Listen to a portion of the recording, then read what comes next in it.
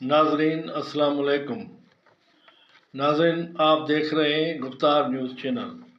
گفتار news channel میں آج جو ہم خبر شامل کر رہے ہیں وہ لاہور کے حوالے سے ہے، اور خبر ہے سینئر اداکارہ اور ہدایت کارہ مرینا خان کے حوالے سے۔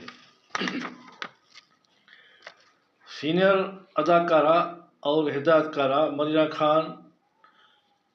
مرینا خان نے لاہور میں میڈیا سے گفتگو کرتے ہوئے کہا کہ دھوپ کنارے کی کامیابی کے بعد میرا آدھا چہرہ مفلوج ہو گیا تھا۔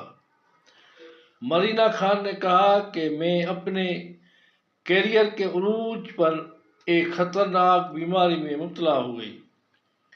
یہ بات اداکارہ مرینا خان نے پی ٹی وی کی 61ویں سالگرہ کے شو میں شرکت کے دوران کی۔ انہوں نے اپنی صحت سے وابستہ ماضی کی یادوں کو تازہ کرتے ہوئے کہا کہ کیریئر کے عروج پر ہونے کے دوران خوفناک طبی مسئلے کو منہ دینا پڑ گیا۔ ڈرامہ سیریل دھوپ کنارے کی کامیابی کے بعد میرا آدھا چہرہ مفلوج ہو گیا۔ انہوں نے دکھ بھرے انداز میں کہا کہ فیشل پیرالائز یعنی چہرے کا فالج ہو گیا، جس کے باعث چہرے کا ایک حصہ متاثر ہو گیا۔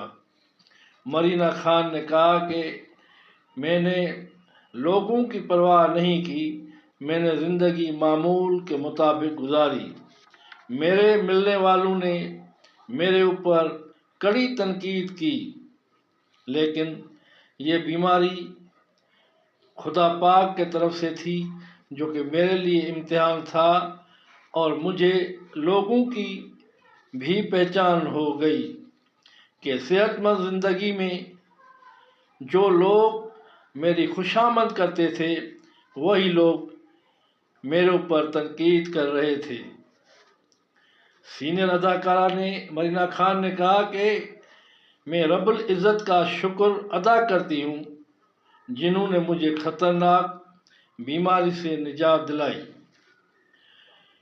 اسی دوران گفتار نیوز چینل کی طرف سے نامور اداکارہ محترمہ مرینا خان کی صحت یابی کے لیے رب پاک سے دعا کی کہ اللہ پاک مرینا خان کو ہر بیماری اور ہر مصیبت سے بچا کر رکھے، آمین۔